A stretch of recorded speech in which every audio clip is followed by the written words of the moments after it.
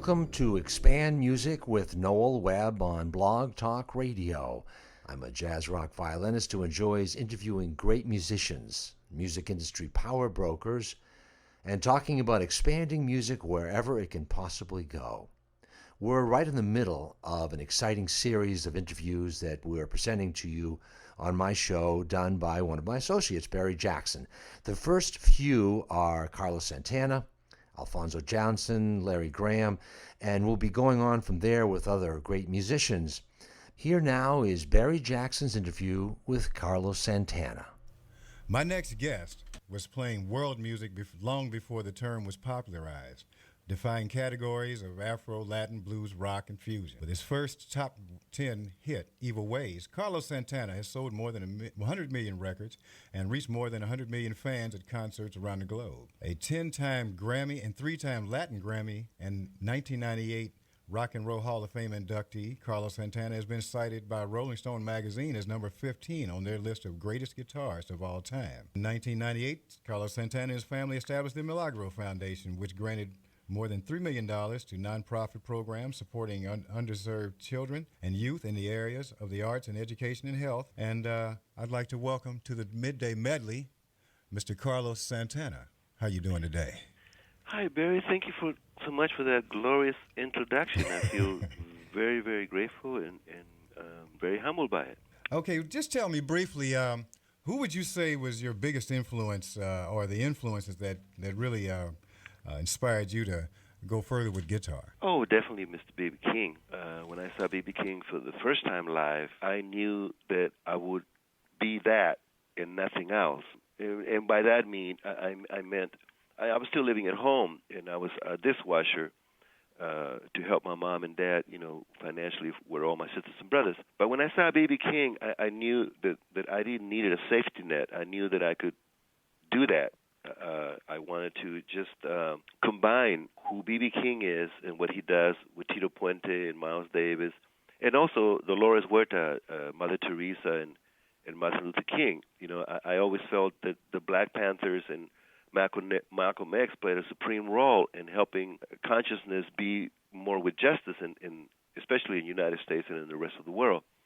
So I knew through B.B. King that there was as Stevie Wonder would say, there's a place in the sun for me. That gave me supreme confidence watching him for the first time, and I knew that I could do this.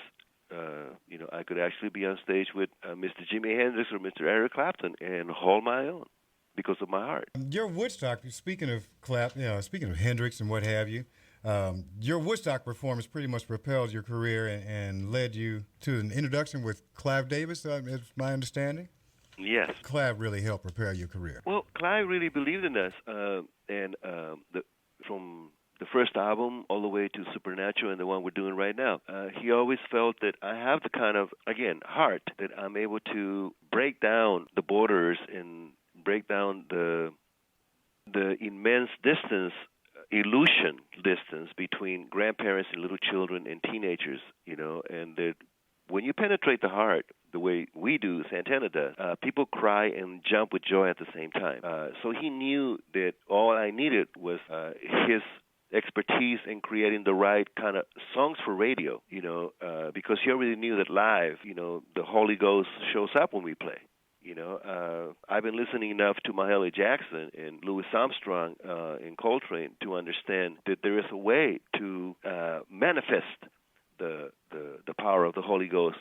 It's not just in church on Sunday; it's an everyday thing, everywhere. Well, it's always so difficult to try to categorize your music. Hearing what you play and putting it up against everything else that's even sounds similar, and then without fail, I'll hear you say "Viva la" Miles Davis and John Coltrane. Yeah, tell me a little more about that influence and as it relates to your evolution in music. Well, I think that any musician who becomes immersed with Miles Davis and John Coltrane is essential to flying. Otherwise, you're going to be crawling, John Coltrane is the Einstein of music. 500 years from now, people would still not understand the complexity and the simplicity of John Coltrane because he's like the sun. He's the sun force. Miles Davis is God and Darth Vader at the same time. There's no. All you can do is just when you listen to. If a lot of children would do their homework listening to Bitches Brew, they would get straight A's. Because doing your homework and listening to Bitches Brew, it allows you to look past the paper, past what they're asking you, and look at the bigger picture. Miles Davis changed music 7 to 12 times in our lifetime. With Charlie Parker, with Birth of the Cool, Kind of Blue, Sketches of Spain, Bitches Brew. I mean, he changed the course of music, like Beethoven.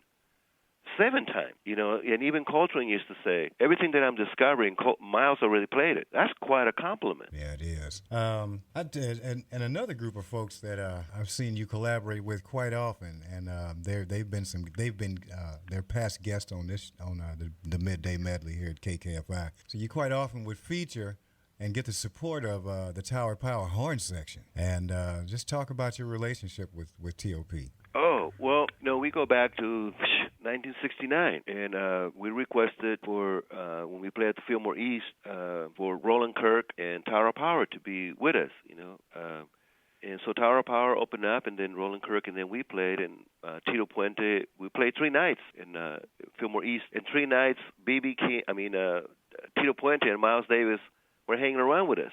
I saw them. It's an incredible thing, man, to go almost like from high school to go to New York with this band, and you close your eyes and you're playing at the Fillmore East, and then you look at the balcony and there's Tito Puente and Miles Davis looking at you and enjoying it.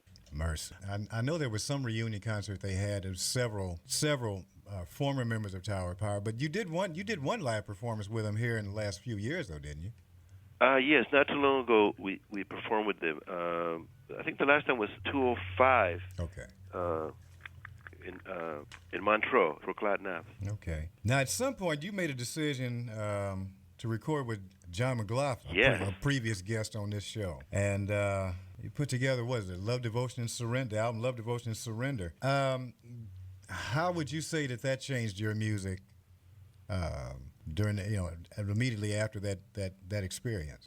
It allowed me to grow and to what he was into. We both loved John Coltrane and Wayne Shorter and Bill Evans and Miles, so that was pretty, as they say today, pretty organic and natural, normal. We both loved spirituality, and we loved utilizing music to touch people's hearts. I have learned before from B.B. King, Freddie King, and Albert King, and now I was entering in an arena where John McLaughlin and Grant Green, Wes Montgomery, and Bola Sete, Kenny Burrell, a whole other arena for me that it made me. Plus, I was listening to tons of real African music. So, all of a sudden, Santana went from Santana Blues Band to something that all of the other bands, like, for example, when we came out,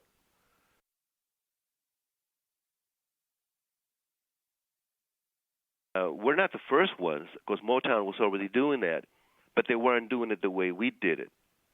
And the way we did it was like we were really honoring Olatunji in Africa, in Puerto Rico, and Cuba, and still combining B.B. King.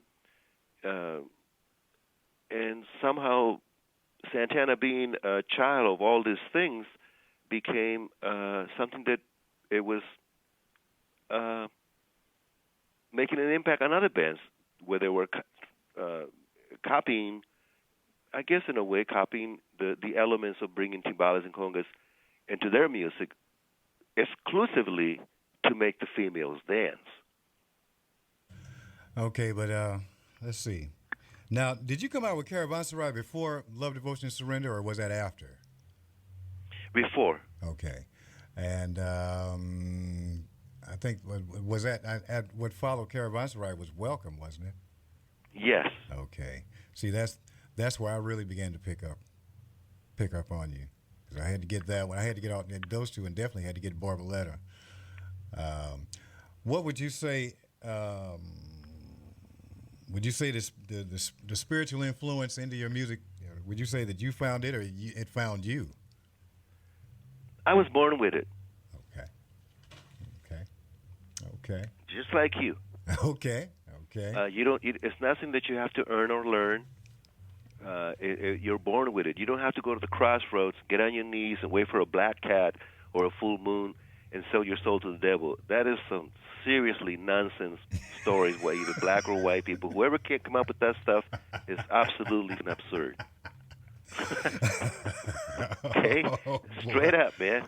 That's straight up. The devil, Satan, or Lucifer cannot give you something God already gave you. I was going to say, I thought it was just a movie anyway, so, you know. And it's like the Karate Part 27, only with guitar.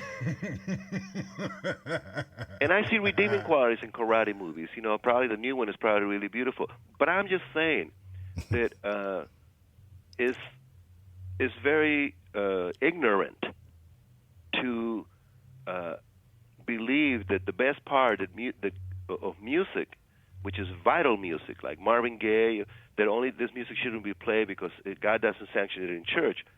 God is extremely and supremely central. How else would we have a spring every spring? Mm-hmm. Mm-hmm. You know? So I'm really passionate, as you can tell, about dismantling the superstition and ignorant perception that you have to do something to gain something that you already were born with. Yeah. And that's my role. I like to, if you want to believe that stuff, man, go ahead. You can go glue, glue, glue with the Titanic. I ain't going to be there. Thank you so much, man. Yeah. I got to go, and my best to you and your family. All right. Take care now. Take care. Bye-bye.